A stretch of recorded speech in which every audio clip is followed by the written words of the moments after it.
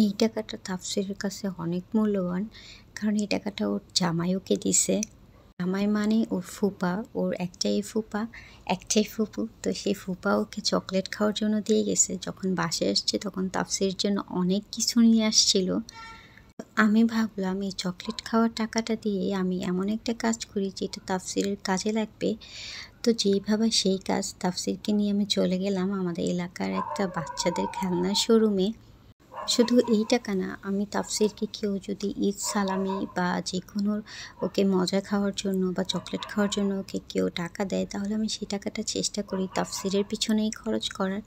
অনেক মায়েদেরই দেখি বাচ্চাদের টাকা তাদের নিজের কাজে ব্যবহার করে বা ঘরের সাংসারিক অন্য কাজে ব্যবহার করে। বাট আমি সবসময় চেষ্টা করি তাফসীরের টাকা যেন তাফসীরের পিছনেই খরচ করা হয়, যাতে ওর কোনো পছন্দের খাবার বা পছন্দের খেলনা কিনে দিতে পারি আমি।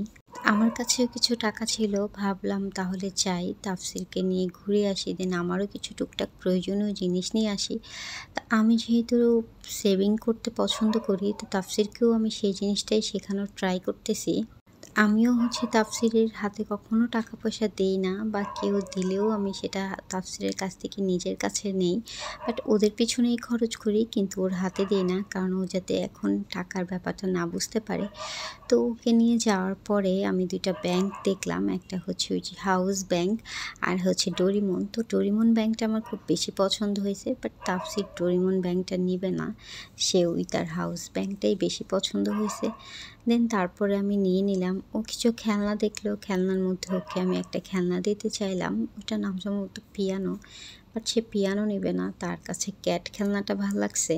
আমি চাইছিলাম তাফসীরকে জিতায় দিতে, বাট নিজে আসলে বুঝে নাই, নিজে কম এটাই নিছে। তো যাই হোক, ক্যাট নিয়ে আসছে, সে তো ভীষণ খুশি। আর আমি আমার সংসারের জন্য টুকটাক কিছু কেনাকাটা করলাম, সেটা আর আজকে আপনাদের সাথে শেয়ার করলাম না। আজকে শুধু তাফসীরের জিনিসগুলোই শেয়ার করলাম। তো এই যে তাফসীর খুব ঘুরে টুরে এটা কিনছে। ঘুরে বলতে কি, আমি তার এটা কেনার জন্য অনেক চেষ্টা করছি, অন্যদিকে করার জন্য, বাট সে এটা কিনবে মানে এটাই কিনবে। সে ঘুরে ফিরে শুধু এইটার দিকে যাচ্ছিল। আমি অন্য খেলনা দেখাচ্ছিলাম, বলতেছিল এটা ভালো না মা, এটার প্রাইস বেশি, হ্যান ত্যান অনেক কিছু। তো তারপরে আমি বুঝতে পারলাম যে এটা তার ভীষণ পরিমাণ পছন্দ হয়েছে, নিয়ে নিলাম এইটা আমি। তারপর ওই যে বললাম ওর ব্যাংক কিনলাম। এখানে কি, আমি তাফসীরের বাবার কাছে মাঝে মাঝে কয়েন থাকে, তো সেই কয়েনগুলো আমি সবসময় রেখে দিই, বা তাফসীরের বাবাও আমাকে টুকটাক খুচরা টাকা পয়সা থাকলে দেয়। তো আমি সেগুলো জমাতে পছন্দ করি।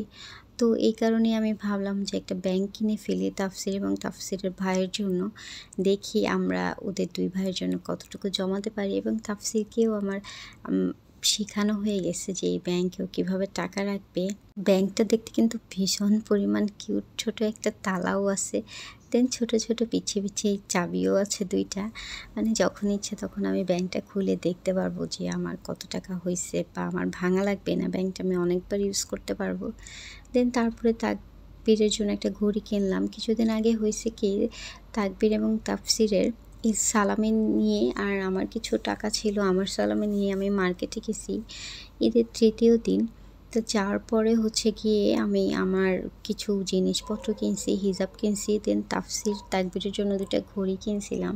ঘড়ি 2টা এত সুন্দর ছিল, বাট আমার আসলে হাত থেকে কখনো কিছু হারায় না। কিন্তু সেদিন ঘড়ি 2টা আমার হাত থেকে, মানে আমি কোথায় রাখছি আমি ভুলে গেছি, কোনো দোকানে রাখছি না কোথায় আমি ফেলে দিয়েছি আমি ভুলে গেছি। আমার এত কষ্ট লাগতেছিল যে হয়তো বা 1000 টাকার জিনিস হারাইলেও মনে হয় যে আমি, মানে কি বলে, এত কষ্ট পাইতাম না। জাস্ট ওদের 2 ভাইয়ের ঘড়ি হারানোতে যে আমি কত কষ্ট পাইছিলাম। দেন এই যে আমাদের কাছে যে খুচরা টাকা পয়সা ছিল সেগুলো রাখছিলাম। আর ওই যে আমি কিন্তু একটা ক্যাট নিয়ে আসছিলাম, দেন একটা ক্যাট নিয়ে তো আমার বাসায় তুমুল যুদ্ধ লেগে গেছে। পরে তাফসীরের বাবা আবার ফেরার পথে তাকবীরের জন্য আরেকটা ক্যাট নিয়ে আসছে। এখন কিন্তু আমার বাসায় একটা খেলনা দিয়ে, একটা যে কোনো কিছু দিয়ে হয় না, সবসময় 2টা লাগে, কারণ তারা 2 ভাই কিন্তু প্রচুর পরিমাণ যুদ্ধ করে। এবং এই যে আমার তাফসীর, সেই ক্যাটের জন্য কান্নাকাটি করে এখন সে ক্যাট রেখে ব্রাশ নিয়ে খেলতেছে। তো যেটা বলছিলাম, আমার ভীষণ পরিমাণ খারাপ লাগছিল ওদের ঘড়ির জন্য। আমার অনেক মন খারাপ ছিল যে আমার জিনিসগুলো হারাইতো, তেমন কোনো কষ্ট পাইতাম না। বাট ওদের জিনিসগুলো আমি কিভাবে হারাইলাম, কিভাবে আমি করলাম, আজ পর্যন্ত আমার হাত থেকে এরকম কোনো কিছুই হারায় নাই। ওদের জিনিস তো কখনোই না। না হ্যাঁ, হারাইছে, তাফসিরের একটা জুতা হারাইছে, আবার তাকবীরেরও একটা পা থেকে জুতা হারাইছে, মানে খুলে পড়ে গেছে। যাই হোক, আজকে আপনাদের সাথে ছোট্ট ভালো লাগা একটা শেয়ার করলাম। সবাই আমার পেজ এবং ইউটিউব চ্যানেল সাবস্ক্রাইব করবেন এবং লাইক ফলো করবেন।